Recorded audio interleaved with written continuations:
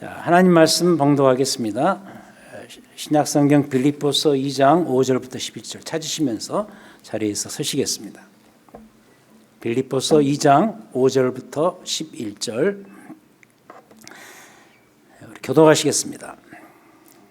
너희 안에 이 마음을 품으라. 곧 그리스도 예수의 마음이니 그는 근본 하나님의 본체시나 하나님과 동등됨을 취할 것으로 여기지 아니하시고 오히려 자기를 비워 종의 형체를 가지사 사람들과 같이 되셨고 사람의 모양으로 나타나사 자기를 낮추시고 죽기까지 복종하셨으니 곧 십자가에 죽으심이라. 이러므로 하나님이 그를 지극히 높여 모든 이름 위에 뛰어난 이름을 주사 하늘에 있는 자들과 땅에 있는 자들과 땅 아래에 있는 자들로 모든 무릎을 예수의 이름에 꿇게 하시고, 함께 읽죠. 모든 입으로 예수 그리스도를 주라 시인하여 하나님 아버지께 영광을 돌리게 하셨느니라. 아멘. 앉으시겠습니다.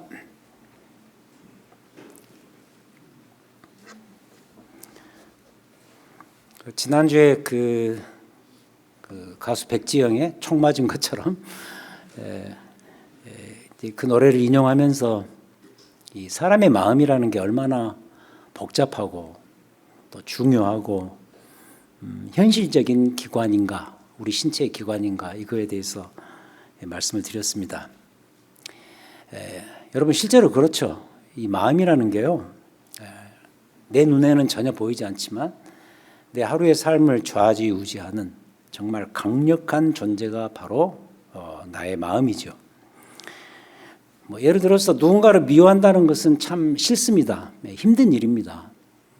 특히 우리는 이제 크리스찬이기 때문에 미워해서 안 된다는 것을 알고 있기 때문에, 그게 좋은 게 아니기 때문에 그를 미워하고 싶지 않은데 이미 내 마음이 미워해버리는 거예요. 그렇죠? 그 마음에 내가 뺏기는 거죠, 내 자신이. 마음은 이처럼 정말 중요해요. 자, 그래서인지 성경은 이렇게 말을 합니다. 로마서 12장 2절에서 너희는 이 세대로 본받지 말고 오직 마음을 새롭게 함으로 변화를 받아. 하나님의 선하시고 기뻐하시고 온전하신 뜻이 무엇인지 분별하도록 하라. 그 이야기를 하죠. 이 구절은 우리가 이제 예수 믿는 그리스도인으로서 새롭게 거듭나서 이 악하고 힘든 세대 속에서 살아가야 하는데, 잘 살아가야 하는데, 그래서 이제 변화가 돼야 되는데, 그 변화에, 특히 그 마음의 변화의 기초가 되는 것이 우리의 여러 기관 중에서 마음임을 말해주는 것이죠. 그래서 우리 각 성도들은 이 마음의 변화, 특히 내 마음의 변화에 늘 초점을 맞추면서 살아야 됩니다. 그렇다면 자, 이런 이야기를 할 수 있겠죠. 이 마음의 변화에 어떤 기준이 있어야죠. 그냥 마음이 변한다 그래서 아무 방향으로나 변해서는 안 되겠죠. 기준도 없이 우리 신자들의 마음의 변화를 꿈꾸고 실행한다면 그건 역시 전혀 예기치 않는 방향으로, 엉뚱한 방향으로 상황이 전개될 수가 있으니까. 그래서 성경이 말하는 우리 마음의 변화의 기준이 뭐냐, 이걸 우리가 꼭 물어야 됩니다. 우리 마음 변화의 기준. 그런데 이걸 잘 말해주는 성경 본문이 있단 말이죠. 그게 오늘 읽은 이 빌립보서 2장 5절부터 8절입니다. 그래서 5절에서 이렇게 출발을 하죠. 너희 안에 이 마음을 품으라. 우리 마음의 변화의 기준이죠. 그 기준을 제시하겠다는 거죠. 이 마음을 품으라. 곧 누구의 마음이냐? 그리스도 예수의 마음이다. 예수의 마음. 그러니까 예수 그리스도의 마음만이 우리 마음에, 우리의 삶의 변화의 기준이 되고 기초가 되고 샘플이 된다. 그런 이야기겠죠. 그렇다면 이 그리스도의 마음은 어떤 마음일까? 어떤 마음이기 때문에 우리의 마음의 변화의 기준을 제시할까? 자, 이걸 살피기 위해서 오늘은 그 마음의 소유자 되시는 예수 그리스도의 존재, 어떤 존재이신가, 또 그분이 가지고 계시는 그 특성이 뭔가, 이걸 말해주는 이 다음 세 가지를 살펴보겠습니다. 오늘 본문을 통해서 첫 번째는 먼저 계신 그리스도, 두 번째는 고난의 그리스도, 세 번째는 영광의 그리스도입니다.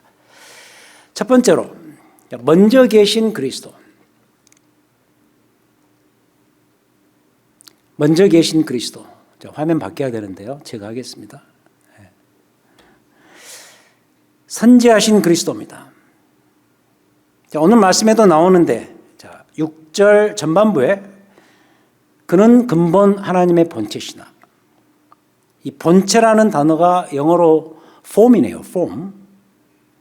그렇다면 이야기죠. 성부 하나님의 원래의 폼이 아들 예수 그리스도 안에 100% 들어가 있다는 뜻이죠.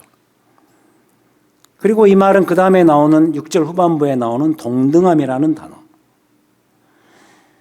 그는 근본 하나님의 본체시지만 하나님과 동등됨을 취할 것으로 여기지 아니하셨다. 이 동등함이라는 단어와도 같습니다. 그러니까 이 말이죠. 본질이 같으니 그 본질에서 우러나오는 어떤 펑크션, 기능도 같다. 이런 뜻이고.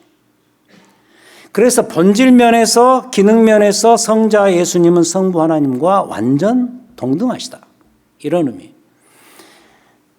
골로새서에서는 이를 이렇게 표현합니다. 그리스도의 먼저 계심, 선지하심으로 설명을 합니다. 골로새서 1장 15절부터 17절. 제가 한번 읽겠습니다. 잘 들어보세요. 그는 보이지 아니하는 하나님의 형상이시오.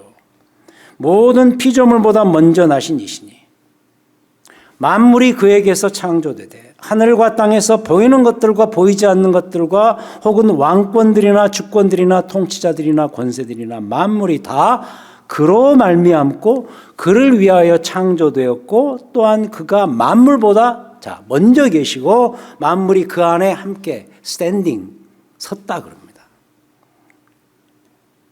대단한 구절이죠.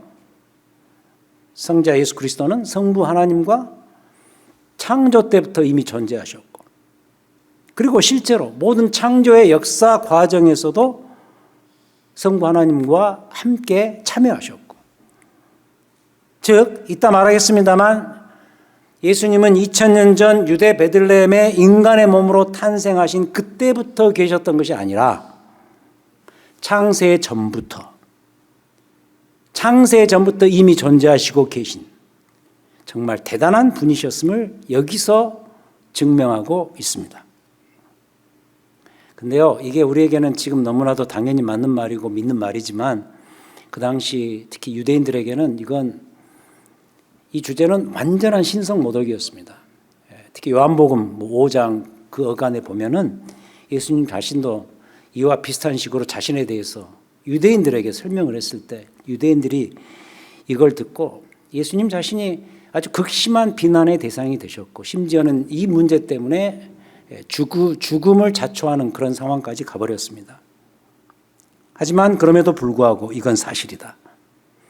아니요. 사실이니까 사실이고 그래서 사실이어야 마땅하다는 거예요. 여러분 이게 얼마나 중요한 문제인가는 우리가 갖고 있는 이 명백한 타이틀에서도 증명이 됩니다. 우리의 타이틀이 뭐죠? 당신 누구요? 그렇게 물어보았을 때 우리는 뭐라고 답하죠 지금? 나는 그리스도인이요. 그렇게 답하죠.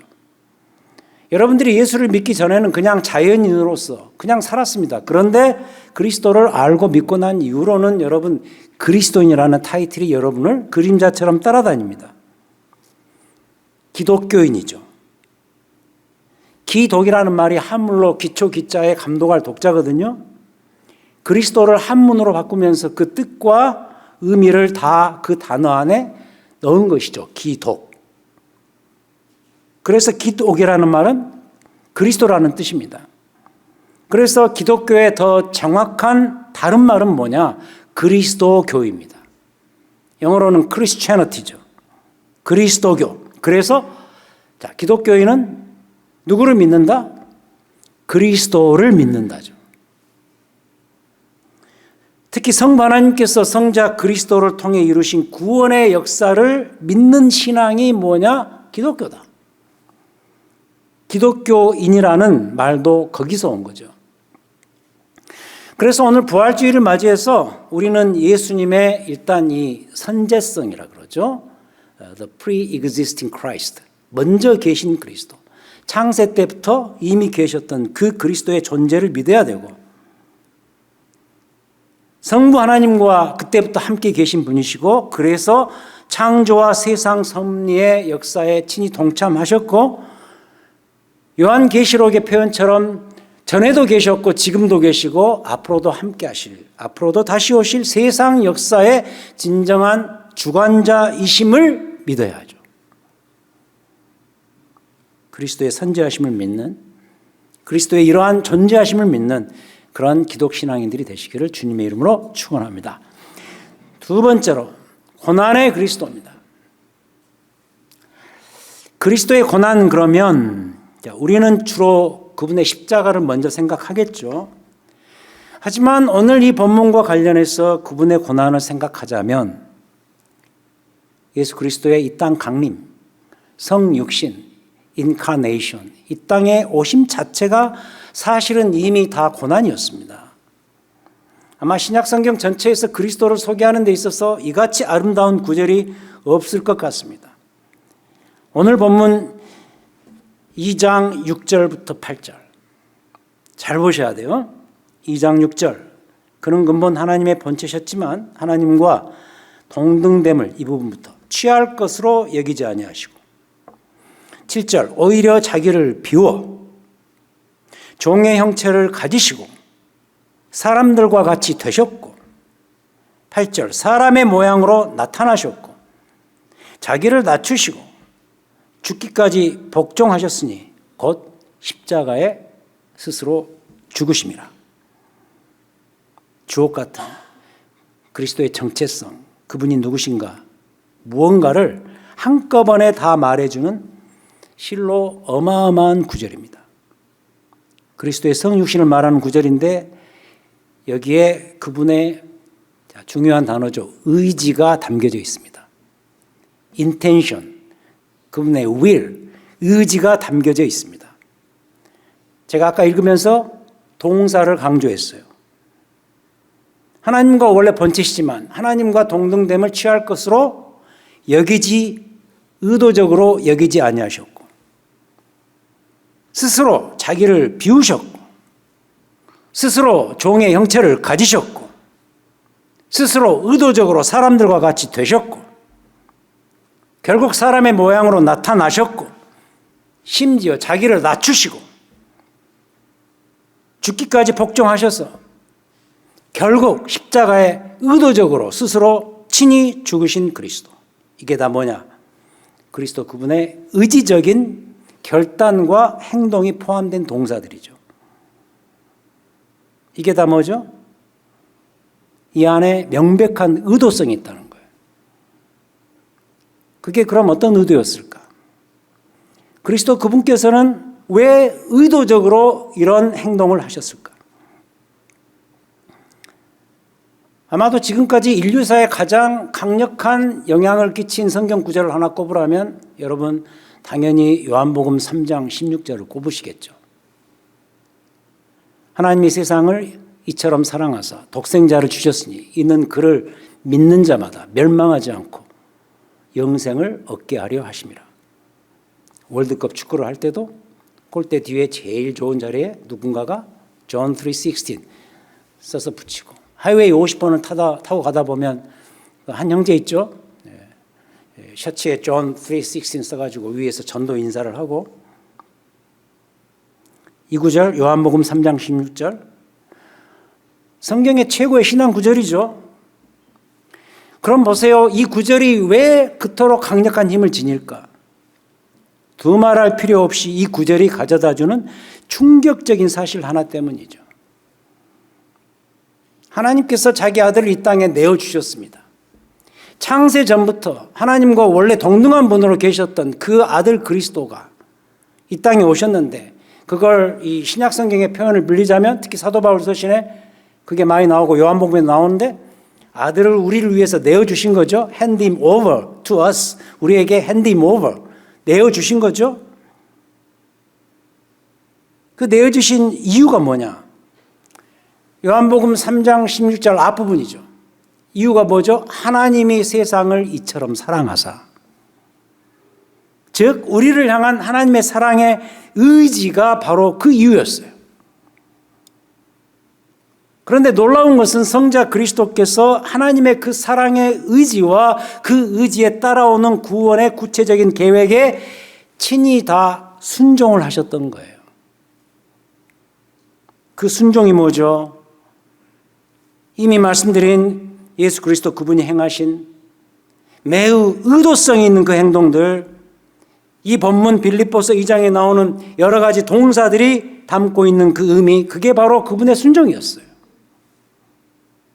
그래서 그 행동들, 그 의도의 실현, 이걸 위해 친히 사람이 되셨고 우리를 친히 섬기기 위해서 스스로 낮아지셨고 결국 친히 스스로 의도적으로 십자가에 죽으셨던 것이죠.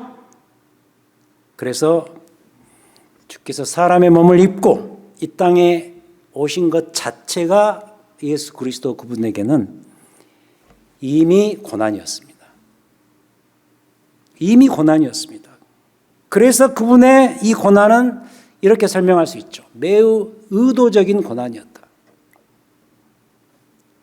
이게 바로 지난 한 주의 고난주간 성금요일이었죠. 특별히 십자가는 예수님의 성육신, 이 땅에 오심에서 그 고난의 정점이었습니다. 주께서 인간의 몸으로 이 땅에 오신 것 자체가 이미 고난이었다면, 고난의 출발이었다면 그 마지막 클라이막스 정점은 그리스도의 십자가죠. 이래서 우리가 십자가를 중요시 여기는 거예요. 우리를 사랑하셔서 아들을 보내신 성부 하나님의 그 사랑 작업에 친히 그분이 순종하시고 그걸로 인해서 우리를 섬기신 바로 그분의 매우 명백한 의도, 그 목적 때문이죠. 그래서 십자가는 여러분들을 어떤 안전한 삶으로 인도해 주는 부적 같은 게 아니에요. 목걸이 이렇게 착용하고 다니시는 것 장려합니다. 하지만 이 십자가가 나를 지켜줄 것이다. 그거 아니에요. 그거. 드라큘라 나타나면 딱 보이라고 있는 게 아니에요. 그게 십자가는. 십자가는 하나의 어마어마한 거대한 상징입니다. 상징. 어떤 상징이죠? 하나님께서 우리를 사랑하신다는 상징. 성자 그리스도께서 성부 하나님의 사랑의 구원의 그 계획에 친히 순종하심으로써 우리를 완벽하게 죄에서 건지시고 구원하셨다는 거대한 상징이 뭐예요? 바로 십자가. 그래서 이 세상 그 어떤 것에도 이 위대한 상징만큼 큰 상징은 존재하지 않습니다. 놀라운 일이 뭐죠? 놀라운 일은 이 사실을 믿는다는 거죠. 믿고 거기에 자신의 인생을 거는 그런 사람들이 있다는 거죠. 그들이 누구죠? 그리스도인들. 바로 이 자리에 계신 여러분들이에요. 세 번째로 영광의 그리스도.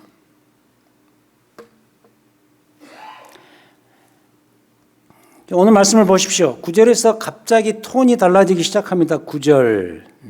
이러므로 하나님이 그를 지극히 높여 모든 이름 위에 뛰어난 이름을 주사. 여러분 제가 자꾸 말씀드리죠. 성경이 있다. 그러므로 therefore 나오면 정신을 차리라. 중요한 이야기를 하려고 하는구나. 급격한 반전이 있는 내용들이 거기서부터 나오기 시작하죠. 그러므로 이후에. 그러니까 이 문맥에서 보자면 예수께서 이 땅에 오셔서 고난을 받으시고 십자가에 죽으시자마자 therefore 그러므로 이런 급격한 반전의 상태로 돌아서게 되었다. 앞에 그리스도의 십자가 죽음을 이야기하니까 칼라로 이야기하면 무슨 그레이 톤, 어둠의 톤인데 이 그러므로 이후에 갑자기 하나님이 그를 지극히 높여 좋은 이야기가 나온단 말이죠. 여기는 마치 이 부활절의 이 칼라, 이 하얀 미색 같은 그런 멋진 컬러로 바뀐단 말이죠. 이게 어느 정도의 반전인가? 10절과 11절에서 어느 정도의 반전인가? 10절 하늘에 있는 자들과 땅에 있는 자들과 땅 아래에 있는 모든 자들 모든 무릎을 그 예수의 이름에 꿇게 하시고 그 예수가 누구죠? 앞에서 이미 십자가에서 처절하게 낮아지셔서 의도적으로 우리를 위해서 순종하신 그 예수 그리스도 무릎 앞에 그 앞에 무릎을 꿇게 하시고 11절 모든 입으로 말미암아 그리스도를 주라 시인할 수밖에 없고 하나님 아버지께 영광을 돌리게 하는 이 어마어마한 반전이 여기서 벌어진다는 것이죠. 제가 그래서 이 부분을 제가 쓴 표현이었는데 이 위대한 롤러코스터, 성경에 나오는 위대한 롤러코스터, 여러분 롤러코스터 타보셨죠? 제가 한 10여 년 전부터 롤러코스터를 드디어 끊었습니다. 웬 바람이 불었는지 아이들하고 그 땡스기빙 때 휴가 때 그 LA 가다 보면 있죠, 그 식스 플래그 그 매직 마운틴, 거기 한번 가자 그래서 갔다가 그날로 끊었습니다. 이 롤러코스터를. 제 나이를 제가 무시하고 한번 타볼까 했는데 끊었습니다. 아무튼 근데 저는 그 롤러코스터 좋아하거든요. 그 나무로 만든 거 있잖아요. 그 요새 나오는 것 말고 올라갈 때 얼마나 무시무시한 소리가 납니까? 얼마나 그냥 심장이 떨리는지. 근데 그 꼭대기 올라가서 올라가는 이유가 뭐죠? 추락하기 위해서. 그때 그 스릴 때문에 타는 거 아니겠어요? 추락을 하는 이유가 뭐냐? 반등하기 위해서요. 치고 올라가는 지점이 있기 때문에 내려가는 거예요. 그 지점이 얼마나 멋있습니까? 재밌고. 그죠? 그리스도의 추락도 이와 마찬가지다. 이런 뜻인 거죠. 신학적 용어로는 그리스도의 그 디센션, 낮아지심, 더 기가 막힌 말로는 humiliation, 스스로 비하하고 스스로 취해지시는 것이죠. 의도적으로. 그 클라이막스가 십자가고, 십자가는 아마 그 롤러코스터 가장 밑바닥 치고 올라가는 그 지점일 거예요. 근데 그 예수 그리스도의 낮아지심, 이 비하가 높아지심으로 급격히 바뀌어요. ascension, 다시 올라가신다는 뜻이죠. 그 지점이 어디냐? 바로 이 구절이죠. 이 구절. 이러므로 하나님이 그를 지극히 높여. 최고의 추락인 십자가 그리스도의 죽음을 이야기하고 다시 반등해서 다시 치고 올라가는 이 예수 그리스도의 높아지심의 모습, 이 지점. 그래서 이렇게 말할 수 있어요. 이 구절을 조합하면 주의 낮아지심은 주의 높아지심의 기초예요. 십자가가 있었기에 높아지심의 시작인 부활이 있는 거예요.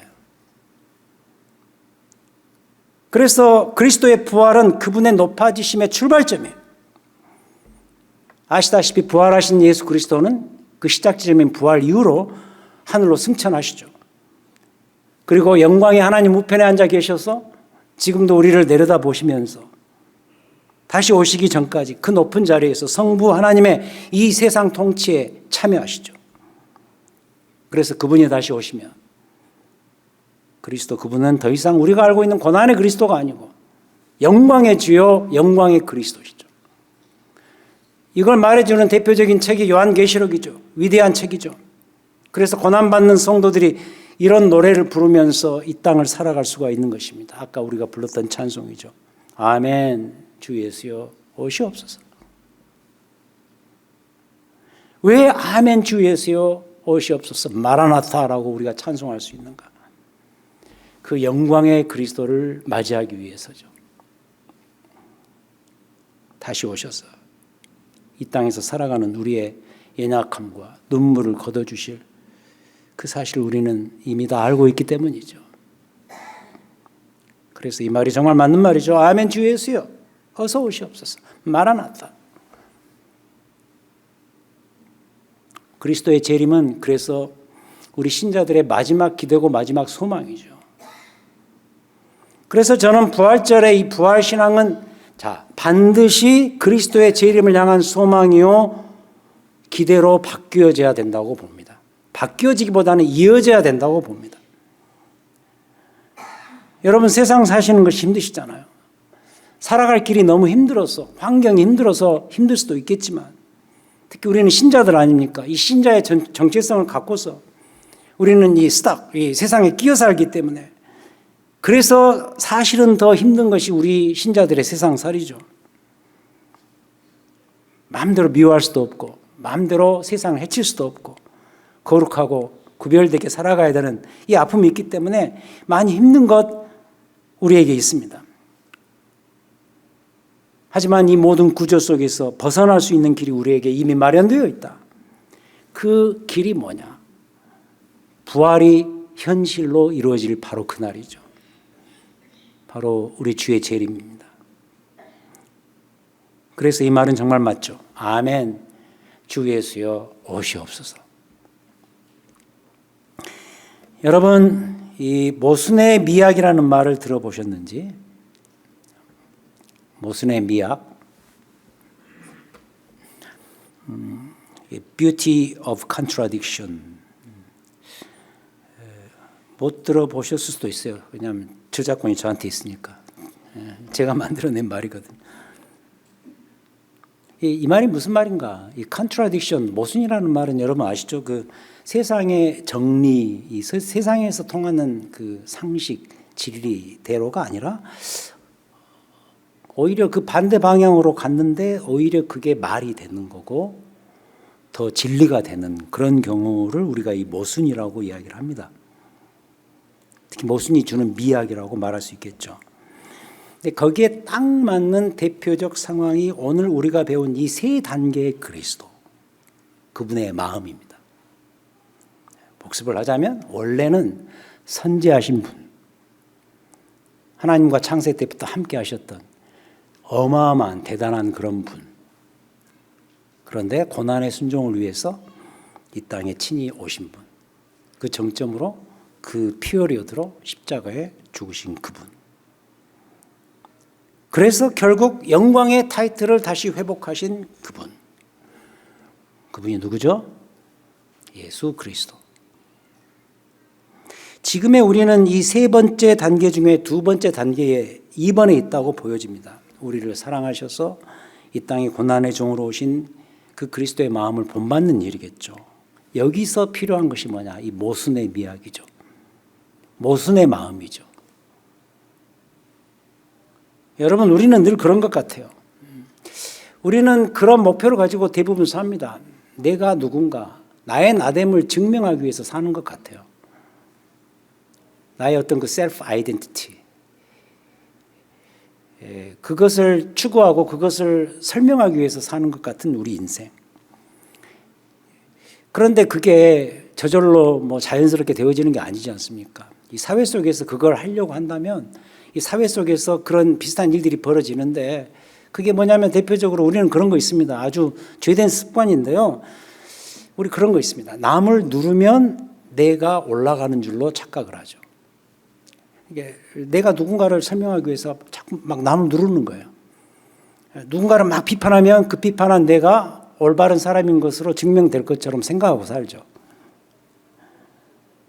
또 누군가를 배제시키면 내가 원하는 그 인너서클에 들어가서 내가 누군가를 확인할 수 있다고 생각을 하겠죠. 근데 그럽니까? 그게 됩니까? 그렇게? 이건요, 이런 식의 삶은요, 모순의 미학을 모르는 참 무지한 판단이고 무지한 행동입니다. 여기서 그러죠. 너희 안에 이 마음을 품어라. 그 이 마음이 어떤 마음이냐? 그리스도 예수의 마음이니. 그리스도 그분의 마음. 모순된 그분의 마음. 그러나 아름다운 그분의 마음. 원래 하나님과 동등한 분이시고 찬란한 분이신데 그 동등됨을, 그 이퀄리티를 스스로 취할 것으로 여기지 아니하시고 이 땅에 친히 오셔서 우리를 사랑하셔서 십자가에서 자기 몸을 낮추시고 죽기까지 복종하신 바로 그분의 모순된 마음, 그 마음으로 주님 오시는 그날까지 살아가야 될 존재가 누구냐? 바로 그리스도입니다. 바로 우리들이다. 또 우리의 교회다. 잊지 마시기를 바랍니다. 모순된 마음으로, 그리스도의 마음으로 사시는 우리 모두가 되시기를 우리 주님의 이름으로 축원드립니다. 하나님 아버지, 이 부활절에 우리가 중요한 거 배웠습니다. 그리스도의 부활은 영원한 승리요, 승리의 새로운 출발 지점인 것을 저희들이 봅니다. 영광에 주로 등극하시는데 가장 시작 지점이었던 것을 저희들이 확인했습니다. 그러나 이 영원한 생명을 우리도 주님처럼 실제로 누리기 위해서 그 전까지 이 땅에서 살아가면서 그리스도의 그 십자가의 마음, 모순된 마음, 그 마음을 품고 살아갈 수 있는 우리가 될 수 있도록 도우시고 그런 교회 공동체 될 수 있도록 우리가 함께 주의 마음을 추구하며 따라갈 수 있는 그런 믿음의 사람들이 다 될 수 있도록 인도하시고 역사하여 주시옵소서. 예수 그리스도의 이름으로 기도합니다. 아멘.